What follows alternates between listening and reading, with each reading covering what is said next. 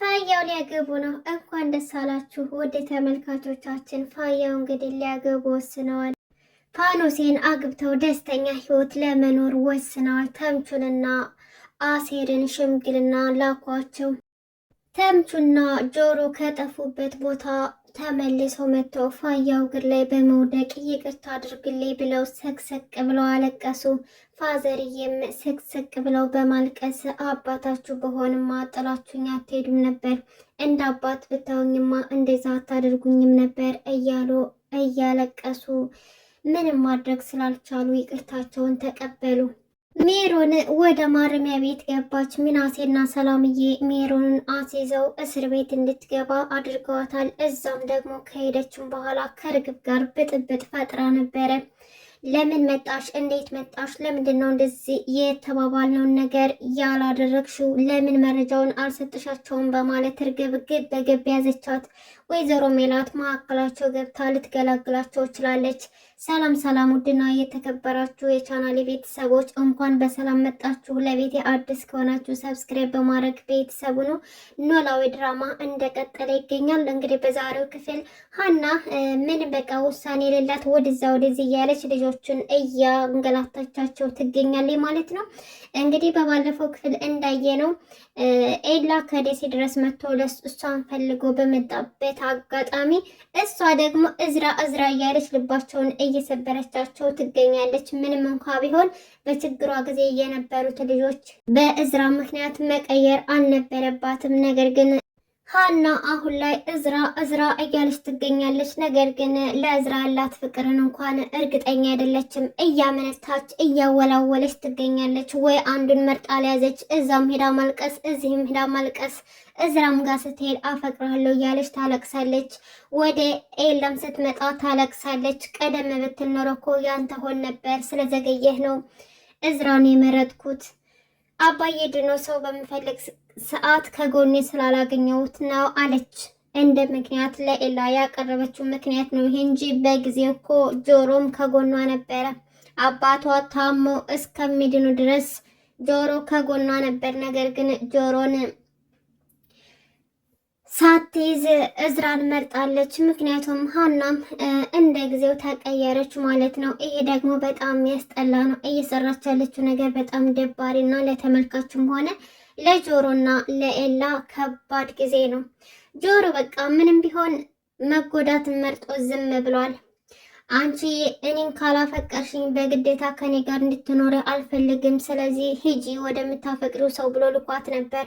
ኤላ ግን ይህን ነገር ስለማያውቅ ጽዮን በነገረችው መሰረት ከደሴ ድረስ ለእሷ ብሎ መጥቶ ጉዱን ተረድቷል ማለት ነው። ነገር ግን እዝራ ጋር ቀጠሮ ይዛ በተቀጣጠሩበት ሰዓት ነበር ደውሎ አሁኑን የማትመጭ ከሆነ ድጋሜ እኔን አታይኝም ብሎ የዛተባት። ከዛም በኋላ ሂዳ እንደ ልማዷ ኤላ ጋር አለቀሰች፣ አላዘነች። ይሄ እኔ ጥፋት አይደለም ያንተ ጥፋት ነው፣ ለምን ራከኝ፣ ለምን ጠፋ? በሰዓቱ እኮ ብትነግረኝ ኖሮ ፍቅርን ብትገልጽልኝ ኖሮ እኮ ወደ እዝራ አልሄድም ነበር ብላ አስመሰለች። ኤላ ደግሞ ስቅስቅ ብሎ አለቀሰ። አሁን ላይ የሀና ጥፋት እንዳልሆነ ተረዳ። የራሴ ጥፋት ነው፣ በራሴ ችግር ነው አንቺን ያጣሁሽ እያለም ሀና በጣም መልካም ሰው ናት፣ እኔ ነኝ ጥፋተኛ፣ የዛኔ ባልሸሻት ኑሮ እኮ የሁሉ ነገር አይመጣም ነበር። እኔ ግን ወድጄ አይደለም የራኳት፣ ባዶ እጄን ለአባቷ መታከሚያ ምንም ነገር ሳልይዝ አልመጣም በማለት ፍቅሬን በራስ ጊዜ ለሌላ አሳልፌ ሰጠው እያለ በመጠጥ ተደብቋል። ይጠጣል፣ ያመሻል፣ ይሰክራል። እራሱን በሱስ መደበቅ ፈልጓል። ጆሮ ደግሞ ምንም ቢሆን ምንም እንደማያውቅ ሰው ሆኖ ኤላን ሲያረጋጋው ነበር። አይዞህ እያለ ከጎኑ ነበር። ኤልያስ ግን ጆሮ ራሱ ሀናን እንደሚያፈቅራት አያውቅም። ተምቹ ነበረ መጠጥ ሲጠጡ ቢነግረውም ሊገባው አልቻለም። ተምቹ በቃ አንድ ነገር የሚደብቀው ነገር የለም።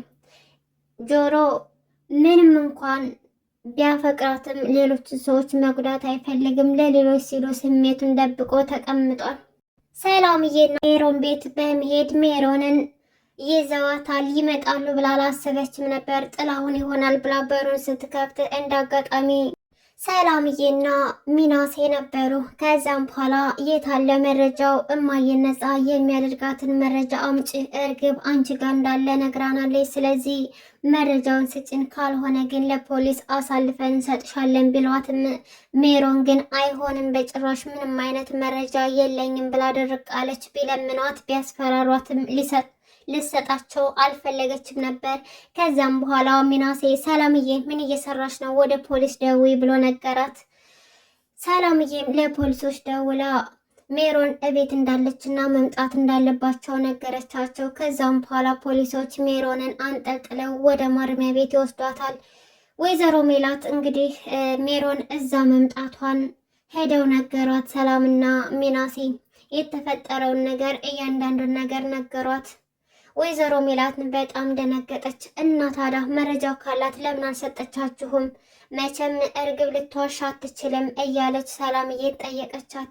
ሰላምም እርግብ ካለችበት ሁኔታ ልትዋሻ አትችልም፣ ነገር ግን ሜሮን ምን እንደፈለገች እንኳን ባላውቅም መናገርም ሆነ መስጠትም አልፈለገችም እማዬ። ስለዚህ እኛ ጠይቀናት እምቢ ስላለች ፖሊሶች የራሳቸውን ስራ ይስሩ ብለን አሳልፈን የሰጠናት። ስለዚህ ሜሮን አሁን እናንተው ጋር ትገኛለች ብላ ነገረቻት።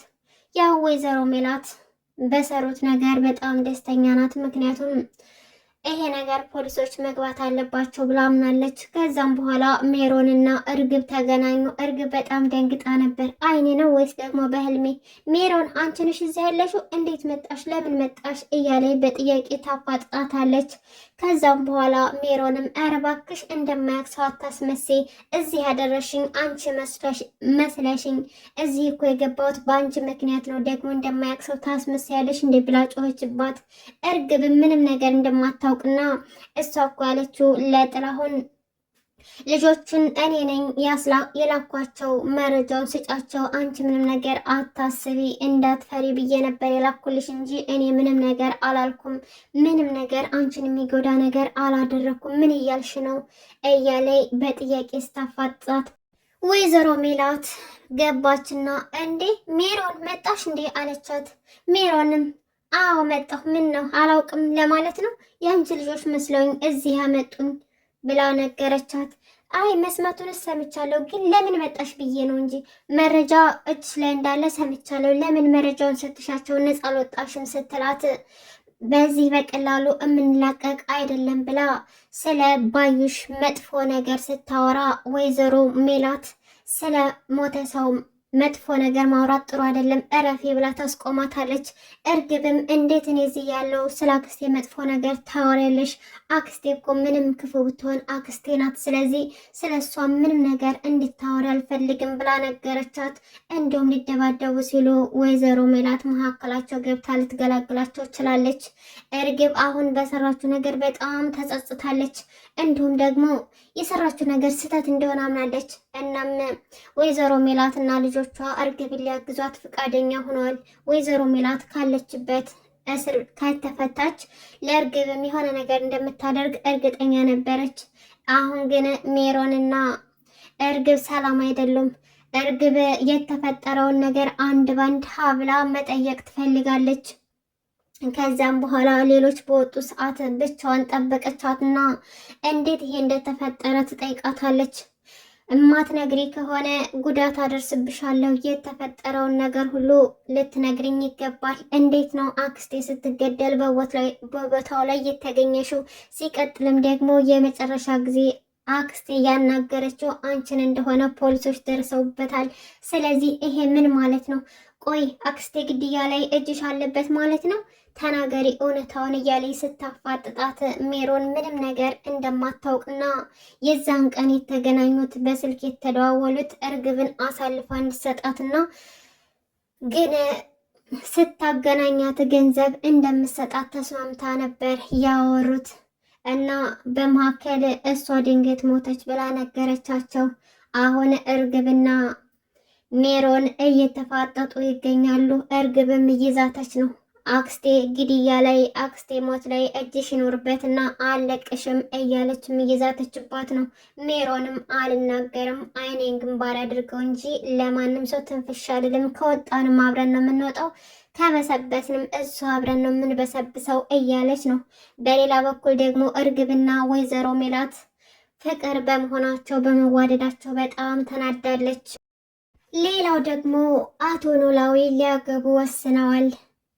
ፋኖሴን ሊያገቧት ወስነዋል። እናም ጆሮንና ተምቹን ቁጭ አድርገው የሆነ የምነግራችሁ ነገር አለኝ፣ በቃ ላገባ ነው፣ ሽማግሌ እንድትሄዱልኝ ይፈልጋለሁ ብለው ነገሯቸው። ተምቹና ጆሮም በፋያው ላይ ሙድ እየያዙ ነበር። እንዴት ነው እኛ በዚህ እድሜያችን ሽምግልና የምንላከው? እኛ እኮ ገና ወጣቶች ነን። እንዴት እየቀለዱብን ነው እንዴ? ደግሞስ ምንድን ነው የሚያገቡት? ማንን ነው የሚያገቡት? እያሉ ሙድ ይዙባቸዋል። ፋዘርዬም እንግዲህ ማግባት እንዳለባቸውና የብቸኝነት ህይወታቸው ማለቅ እንዳለበትና ከዚህ በኋላ ፋኖሴን አግብተው መኖር እንዳለባቸው ነገሯቸው።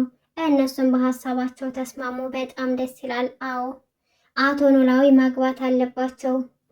በዚህ እድሜያቸው ላጤ ሆነው መቆየት በጣም ከባድ ነውና ትዳር ይዘው ተረጋግተው መኖር አለባቸው ይመስለኛል። ሀናም ደግሞ ቁርጥ ያለ ውሳኔ ብትወስን ጥሩ ነበር። እሷ ግን ግራ ተጋብታ ሰዎችንም ግራ ታጋባለች። ውድና የተከበራችሁ የቻናል ቤተሰቦች ለዛሬ ያስኩላችሁ ኖላዊ ድራማ ይሄን ይመስል ነበር። እስካሁን አብራችሁ ስለቆያችሁ ከልብ ነው የማመሰግነው። ቻናሌን ሰብስክራይብ ማድረጋችሁን አትርሱ። መልካም ጊዜ ተመኘውላችሁ።